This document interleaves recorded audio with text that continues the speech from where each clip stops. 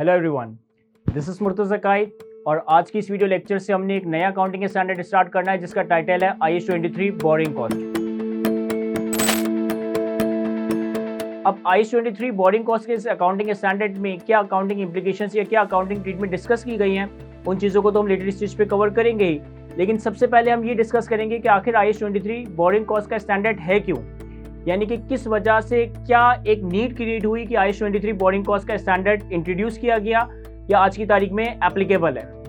देखिए, हम सब जानते हैं कि हम जो कंपनी के फाइनेंशियल स्टेटमेंट्स बनाते हैं वो फाइनेंशियल स्टेटमेंट्स बनाते हैं एक्रूअल बेसिस के ऊपर, वो फाइनेंशियल स्टेटमेंट्स बनाते हैं मैचिंग प्रिंसिपल के ऊपर। अब ये एक्रूअल बेसिस और मैचिंग प्रिंसिपल का मतलब क्या है, किस तरह से इसको अप्लाई किया जाता है। सर, एक्रूअल बेसिस और मैचिंग प्रिंसिपल ये कहते हैं कि जब आप एक रेवेन्यू को अर्न करो उस पीरियड में आप रेवेन्यू के अगेंस्ट इनकम रिकॉग्नाइज करो, और उस रेवेन्यू को अर्न करने के लिए जो आपने रिलेटेड एक्सपेंसेस इनकर किए, जिस पीरियड में आपने एक्सपेंसेस इनकर किए उस पीरियड में उस एक्सपेंस को अपना P&L में एज अ एक्सपेंस रिकॉग्नाइज करो। यानी कि फाइनेंशियल स्टेटमेंट्स को एक्रूअल बेसिस पे बनाते वक्त हम ये नहीं देखते कि हमारे बिजनेस ने किस वक्त कैश रिसीव किया या हमारा बिजनेस किस वक्त कैश पे कर रहा है। हम उनके अंडरलाइंग इकोनॉमिक बेनिफिट्स को देखते हैं, उनके अंडरलाइंग इकोनॉमिक रिसोर्सेज की कंजम्पशन को देखते हैं। जिस वक्त हम इकोनॉमिक बेनिफिट या इकोनॉमिक रिसोर्सेज अर्न करते हैं, हम अपने पास रेवेन्यू या इनकम रिकॉर्ड करते हैं। जिस वक्त हम इकोनॉमिक रिसोर्सेज को कंज्यूम करते हैं उस वक्त हम अपने पास एक एक्सपेंस रिकॉर्ड कर रहे होते हैं। फॉर एग्जांपल, अगर मेरी कंपनी के पास एक ऑफिस प्रेमिसेस है और वो ऑफिस प्रेमिसेस रेंट पे है, तो जैसे जैसे हर साल आप इस ऑफिस प्रेमिसेस को इस्तेमाल करते हो वैसे वैसे उस ऑफिस प्रेमिसेस का रेंट अपने P&L में as a revenue expense out करते हो, इरिस्पेक्टिव ऑफ द फैक्ट कि आप उस रेंट की पेमेंट एडवांस में कर रहे हो या एरियर में कर रहे हो। इससे फर्क नहीं पड़ता। जिस पीरियड में आपने उस ऑफिस स्पेस को ऑक्यूपाई किया, यूज किया, उसके बेनिफिट को कंज्यूम किया, उस पीरियड में वो रेंट P&L का पार्ट एक्सपेंस के तौर पे रिकॉग्नाइज होता है। इसी तरीके से फॉर एग्जांपल कि मेरे पास एडमिनिस्ट्रेटिव स्टाफ है, मेरे पास सेलिंग स्टाफ है, मेरे पास फैक्ट्री में लेबर्स वगैरह हैं, हम एडमिन, सेलिंग या फैक्ट्री के लेबर्स वगैरह की सैलरी और वेजेस को एक्सपेंस आउट कब करते हैं? सर, जब हम उनकी अंडरलाइंग ह्यूमन रिसोर्सेज का बेनिफिट हासिल कर रहे होते हैं।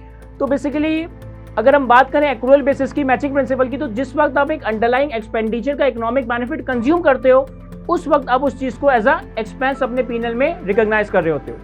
इसी वजह से जो हमारे पास नॉन करंट एसेट होते हैं, फॉर एग्जांपल कि हमने कोई अपने बिजनेस के लिए property, plant and equipment purchase किया, कोई प्लांट एंड मशीनरी परचेज की, कोई फर्नीचर परचेज किया।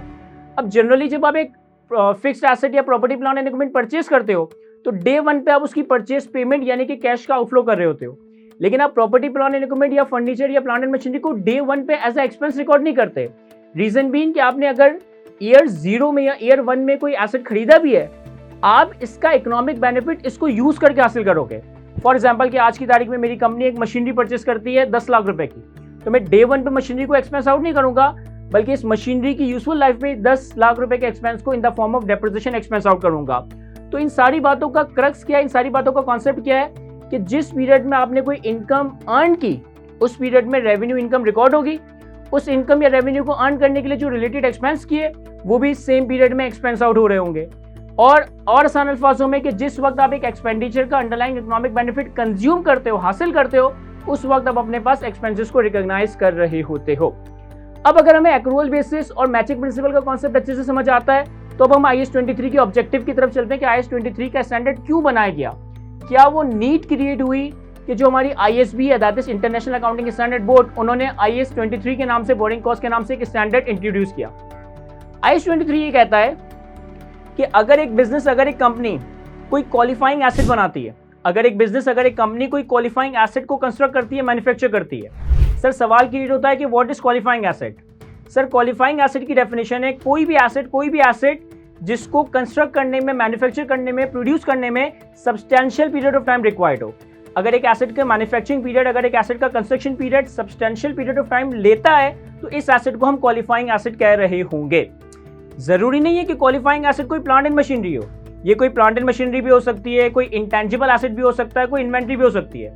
भाई फॉर एग्जांपल, मैं अपने ऑफिस प्रीमिसेस के लिए कोई बिल्डिंग कंस्ट्रक्ट करवाता हूँ। अब बिल्डिंग जनरली एक ऐसा एसेट है जो ओवरनाइट क्रिएट नहीं हो जाता, बल्कि इसको क्रिएट करने में 6 महीने, 8 महीने, साल या इससे ऊपर का टाइम लग सकता है।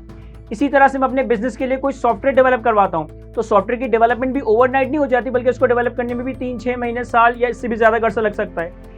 इवन कि इन्वेंट्री में भी हमारे पास ऐसी गुड्स हो सकती हैं जिसको मैन्युफैक्चर करने में, प्रोड्यूस करने में, कंस्ट्रक्ट करने में हमें सब्सटेंशियल पीरियड ऑफ टाइम लग रहा हो। तो अगर एक एसेट, चाहे वो प्रॉपर्टी प्लांट एंड इक्विपमेंट हो, चाहे वो इंटेंजिबल हो, चाहे वो इन्वेंट्री हो, उसकी कंस्ट्रक्शन में, उसकी मैन्युफैक्चरिंग में सब्सटेंशियल पीरियड ऑफ टाइम लग रहा है, तो इस एसेट को क्वालिफाइंग एसेट कहा जाता है। अब यहाँ पे एक और सवाल क्रिएट होता है कि sir substantial period of time का मतलब क्या है? देखिए, सब्सटेंशियल पीरियड ऑफ टाइम का ये फ्रेज आपके अकाउंटिंग स्टैंडर्ड्स में एक्सप्लेन तो नहीं किया गया या बताया नहीं गया कि कितना टाइम पीरियड सब्सटेंशियल पीरियड है। लेकिन हम अपनी जनरल अंडरस्टैंडिंग के पर्सपेक्टिव से ये कह सकते हैं कि अगर एक एसेट को बनाने के लिए 6 महीने, 8 महीने, साल, 1.5 साल, 2 साल, 3 साल का टाइम लग रहा है, तो इस पीरियड ऑफ टाइम को हम सब्सटेंशियल पीरियड ऑफ टाइम कह सकते हैं। अगर एक एसेट को बनाने में 3 दिन लगते हैं, 4 दिन लगते हैं, तो ये सब्सटेंशियल पीरियड नहीं है। लेकिन अगर एक एसेट को बनाने में 6 महीने, 9 महीने, साल, इससे ज्यादा का टाइम लगता है, तो this represent substantial period of time. और अगर एक एसेट अपनी कंस्ट्रक्शन, अपनी मैन्युफैक्चरिंग में substantial period of time occupy करता है, तो इस एसेट को मैं क्वालिफाइंग एसेट का नाम दे रहा हूँ। वापस से आता हूँ IAS 23 के ऑब्जेक्टिव की तरफ। IAS 23 ये कहता है कि अगर एक क्वालिफाइंग एसेट को बनाने के लिए, अगर एक क्वालिफाइंग एसेट को मैन्युफैक्चर करने के लिए कंपनी कोई बोरिंग करती है, कंपनी कोई लोन रेज करती है, तो उस बोरिंग के ऊपर जो इंटरेस्ट कॉस्ट आएगी, उस बोरिंग के ऊपर जो फाइनेंस कॉस्ट आएगा, जिसे हम IAS 23 में बोरिंग कॉस्ट के नाम से पुकारेंगे, उस बोरिंग कॉस्ट को हम as a revenue expense current year में एक्सपेंस आउट नहीं करेंगे, बल्कि अपने रेलेवेंट एसेट की कॉस्ट का पार्ट बनाएंगे और फिर कॉस्ट का पार्ट बनाकर उससे अकॉर्डिंगली डेप्रिशिएट या over the useful life asset को एक्सपेंस आउट कर रहे होंगे। देखिए, बड़ी सिंपल सी लॉजिक है, बड़ी सिंपल सी एग्जांपल से आपको समझ आ जाएगी। फॉर एग्जांपल, आम हालात में मेरी कंपनी बैंक से 10 लाख रुपए का लोन लेती है। इस 10 लाख रुपए का लोन को मैं अपने बिजनेस में इस्तेमाल करूंगा, अपने रेंट एक्सपेंसेस को पे करने के लिए, अपने इलेक्ट्रिसिटी बिल को पे करने के लिए, अपने एडमिन और सेलिंग स्टाफ्स वगैरह को सैलरी वगैरह पे करने के लिए। यानी कि मैं इस 10 लाख रुपए के लोन को यूज़ करूंगा अपने बिजनेस के डे टू डे एक्सपेंसेस को पूरा करने के लिए। आम हालात में इस 10 लाख रुपए के लोन के ऊपर लेट से कि 10% के हिसाब से 1 लाख रुपए का इंटरेस्ट बनता है। तो मैं करूंगा क्या कि सर हर पीरियड का एक्सपेंस, हर पीरियड का इंटरेस्ट एक्सपेंस हर पीरियड में ही एक्सपेंस आउट कर दूंगा। रीजन बीइंग कि मैंने 1 लाख रुपए, 10 लाख रुपए का अगर बैंक से लोन लिया, तो इस 10 लाख रुपए के लोन का जो बेनिफिट है, उस फंड्स को एंजॉय करने का बेनिफिट है, ये मेरा पीरियड एक्सपेंस है, ये उसी पीरियड में एक्सपेंस आउट हो जाएगा। लेकिन IAS 23 इससे एक मुख्तलिफ बात करता है। IAS 23 ये कहता है कि फॉर एग्जांपल आपने 10 लाख रुपए का लोन लिया अपनी वर्किंग कैपिटल की नीड्स को पूरा करने के लिए नहीं, अपने वर्किंग कैपिटल को मैनेज करने के लिए नहीं, बल्कि किसी क्वालिफाइंग एसेट को कंस्ट्रक्ट करने के लिए, किसी क्वालिफाइंग एसेट को मैन्युफैक्चर करने के लिए। हमें मालूम है कि क्वालिफाइंग एसेट अल्टीमेटली या तो प्रॉपर्टी प्लांट एंड इक्विपमेंट है, या इंटेंजिबल है, या इन्वेंट्री है।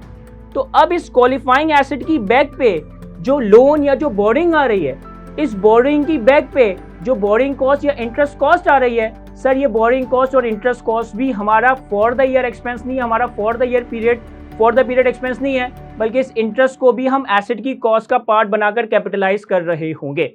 अल्टीमेटली अगर डेप्रिशिएबल एसेट बनता है तो फिर वो over the useful life depreciate होगा, इंटेंजिबल बनता है तो over the useful life amortise होगा, और अगर इन्वेंट्री बनती है तो जब वो इन्वेंट्री बिक जाएगी तब वो कॉस्ट ऑफ सेल्स में एक्सपेंस आउट होगा। लेकिन अगर एक क्वालिफाइंग एसेट को बनाने के लिए कोई बोरिंग्स की जा रही है, तो उस बोरिंग के ऊपर जो भी बोरिंग कॉस्ट आएगी, चाहे वो इंटरेस्ट के नाम से आ रही हो, चाहे वो मार्कअप के नाम से आ रही हो, चाहे वो प्रॉफिट ऑन डेट के नाम से आ रही हो, चाहे वो कोई और bank charges, documentation charges, filing charges आ रही हो, इन बोरिंग कॉस्ट को मैं अपने पास as a period cost expense out नहीं करूंगा, अपने पास as a revenue expense out नहीं करूंगा, बल्कि एसेट की ही कॉस्ट का पार्ट बनाकर कैपिटलाइज कर रहा होगा। ये इस स्टैंडर्ड का एक मोटा मोटा ऑब्जेक्टिव, मोटा मोटा एजेंडा है कि अगर आप एक क्वालिफाइंग एसेट को बनाने के लिए कोई बोरिंग करते हो, तो उस बोरिंग की जो बोरिंग कॉस्ट है, इससे आप एक्सपेंस आउट नहीं करोगे, for the year, for the period expense record नहीं करोगे, बल्कि क्वालिफाइंग एसेट की कॉस्ट का पार्ट बना रहे होंगे। अच्छा, यहाँ पे ये भी समझना जरूरी है कि बोरिंग किसको कहते हैं, व्हाट इज बोरिंग, कौन सा पैसा बोरिंग है और कौन से पैसे पे बोरिंग कॉस्ट को हमने कैपिटलाइज करना है। ठीक है, अगर मैं एक सिंपल से कंपनी की बात करूँ ना, फॉर एग्जांपल कि हम एक कंपनी फॉर्म करते हैं, कंपनी को अपना बिजनेस स्टार्ट करने के लिए, कंपनी को अपना बिजनेस रन करने के लिए ऑब्वियसली फंड्स की जरूरत है, पैसों की जरूरत है, फाइनेंस की जरूरत है। कंपनी की जिंदगी में फंड्स दो ही लोग लेकर आते हैं, कंपनी की जिंदगी में फंड्स दो ही लोग लेकर आते हैं, या तो कंपनी के इक्विटी होल्डर्स या कंपनी के लैंडर्स। कंपनी को पैसा दो ही लोग देते हैं, या तो कंपनी के अपने इक्विटी होल्डर्स, जिसको हम आसान अल्फाजों में शेयर होल्डर्स कहते हैं, या फिर कंपनी के लैंडर्स। याद रखिएगा, अगर एक कंपनी अपने इक्विटी होल्डर से, अपने शेयर होल्डर से पैसा ले रही है ना, तो ये पैसा बोरिंग नहीं है। अगर एक कंपनी अपने शेयर होल्डर से पैसा ले रही है, अपने इक्विटी होल्डर से पैसा ले रही है, तो ये पैसा बोरिंग नहीं है, इन पैसों के ऊपर कोई बोरिंग कॉस्ट कैपिटलाइज नहीं होगी। सर एग्जांपल बताएं, इक्विटी होल्डर कौन सा पैसा देते हैं, शेयर होल्डर कौन सा पैसा देते हैं? सर जब कंपनी ऑर्डिनरी शेयर्स इशू करके अपने शेयर होल्डर से पैसा लेती है, ये कंपनी का पैसा, इक्विटी का पैसा, ये बोरोइंग नहीं है। इसी तरीके से कंपनी अपने राइट शेयर्स इशू करके पैसा रेस करती है, तो राइट शेयर्स इशू करके जो पैसा आया ये कंपनी की बोरिंग्स नहीं है, ये कंपनी की इक्विटी है। इसी तरीके से हम आने वाले वक्तों में IAS 33 के स्टैंडर्ड में प्रेफरेंस शेयर्स का कॉन्सेप्ट देखेंगे। प्रेफरेंस शेयर भी एक तरह का शेयर ही होता है, लेकिन ये ऑर्डिनरी शेयर से थोड़ा डिफरेंट होता है। अब प्रेफरेंस शेयर हमारे पास दो तरह के होते हैं, रिडीमेबल या इररिडीमेबल। रिडीमेबल या इररिडीमेबल को आसान अल्फाजों में कह सकता हूं कि रिपेबल या नॉन रिपेबल। अगर हमारे पास इररिडीमेबल यानी कि नॉन रिपेबल प्रेफरेंस शेयर्स का पैसा आ रहा है, तो सर नॉन रिडीमेबल या इररिडीमेबल प्रेफरेंस शेयर का पैसा भी कंपनी के लिए इक्विटी है, ये बोरिंग नहीं है। मैं रिपीट कर रहा हूं, ऑर्डिनरी शेयर होल्डर से पैसा यानी कि ऑर्डिनरी शेयर कैपिटल के अगेंस्ट पैसा, राइट शेयर्स इशू करके जो पैसा आया और इररिडीमेबल प्रेफरेंस शेयर्स इशू करके जो पैसा आया, ये तीनों फंड्स कंपनी के लिए बोरिंग्स नहीं है, ये तीनों फंड्स कंपनी के लिए इक्विटी कंसिडर किए जाएंगे। इक्विटी होल्डर से जो पैसा लिया उनको अगर आप डिविडेंड या रिटर्न दे रहे हो, तो ये डिविडेंड या रिटर्न आपके लिए बोरिंग कॉस्ट नहीं है। जब आप अपने लेंडर से पैसा लेते हो, सर लेंडर से हम कौन सा पैसा लेते हैं? फॉर एग्जाम्पल आपकी कंपनी ने बैंक से कोई लोन लिया, या आपने बैंक से कोई ओवरड्राफ्ट या रनिंग फाइनेंस फैसिलिटी ली हुई है, या फॉर एग्जांपल आपकी कंपनी ने किसी रिलेटेड पार्टी, किसी एसोसिएटेड कंपनी, ग्रुप की किसी जानने वाली कंपनी से कोई लोन लिया। तो जब आप बैंक से कोई लोन लेते हो, रिलेटेड पार्टी से कोई लोन लेते हो, सर इस लोन के ऊपर आप अल्टीमेटली इंटरेस्ट, इस लोन के ऊपर अल्टीमेटली आप फाइनेंस कॉस्ट बियर कर रहे होते हो। तो लोन की मद में मिलने वाला पैसा कंपनी के लिए बोरिंग है, और इस बोरिंग के ऊपर जो हम सूद, profit on debt, markup, interest pay करेंगे, ये हमारे लिए बोरिंग कॉस्ट है, जिसे हम IAS 23 में कैपिटलाइज करेंगे अगर वो बोरिंग क्वालिफाइंग एसेट के लिए इस्तेमाल हो रही है। मैंने थोड़ी देर पहले डिस्कस किया कि प्रेफरेंस शेयर्स के बारे में। प्रेफरेंस शेयर्स को हम डिटेल में लेटेस्ट स्टेज में डिस्कस करेंगे, लेकिन प्रेफरेंस शेयर्स या तो रिडीमेबल होगा या इररिडीमेबल होगा, यानी कि या तो रिपेबल होगा या इररिडीमेबल नॉन रिपेबल होगा। अगर तो प्रेफरेंस शेयर्स इररिडीमेबल है, नॉन रिपेबल है, तो ये प्रेफरेंस शेयर्स इक्विटी कहलाया जाएगा, ये कंपनी की बोरिंग्स नहीं है। लेकिन अगर प्रेफरेंस शेयर्स रिडीमेबल है यानी कि रिपेबल है, तो रिडीमेबल या repayable preference shares is the borings of the company, और रिडीमेबल, रिपेबल प्रेफरेंस शेयर्स में जो भी आप इंटरेस्ट या डिविडेंड वगैरह पे करोगे, ये आपके लिए बोरिंग कॉस्ट कंसीडर किया जाएगा। तो थोड़ा सा समराइज करें, IAS 23 ये कहता है एक क्वालिफाइंग एसेट का मतलब है एक ऐसा एसेट जिसको मैन्युफैक्चर करने में, कंस्ट्रक्ट करने में substantial period of time required हो। अगर क्वालिफाइंग एसेट को बनाने के लिए कोई बोरिंग की जा रही है, तो जो बोरिंग कॉस्ट आएगी ये हम एक्सपेंस आउट नहीं करेंगे, बल्कि क्वालिफाइंग एसेट की कॉस्ट का पार्ट बनाएंगे। बोरिंग क्या है इसको भी समझना जरूरी है। अगर कंपनी अपने इक्विटी होल्डर से पैसा लेती है in the form of ordinary share capital, in the form of right shares, in the form of irredeemable preference shares, तो ये बोरिंग नहीं है, ये कंपनी की इक्विटी का पैसा है। और अगर कंपनी किसी बैंक से लोन ले रही है, किसी बैंक से रनिंग फाइनेंस या ओवरड्राफ्ट की फैसिलिटी ले रही है, किसी रिलेटेड पार्टी से लोन ले रही है, या फिर रिडीमेबल प्रेफरेंस शेयर्स इशू करके पैसा ले रही है, तो ये पैसा कंपनी के लिए बोरिंग है। इन पैसों के अगेंस्ट कंपनी को जो भी इंटरेस्ट, फाइनेंस या और कोई चार्जेस वगैरह बेयर करने पड़ते हैं, इन चार्जेस को हम बोरिंग कॉस्ट कह रहे होंगे, और इसके ऊपर हम IAS 23 में डिस्कशन कर रहे होंगे। तो आज की वीडियो में हमने IAS 23 का एक ऑब्जेक्टिव डिस्कस किया। इंशाल्लाह नेक्स्ट वीडियो में हम IAS 23 की अकाउंटिंग ट्रीटमेंट और अकाउंटिंग इंप्लीकेशंस को डिस्कस करेंगे। आज की वीडियो को यहीं तक रखते हैं। Thank you, Allah Hafiz.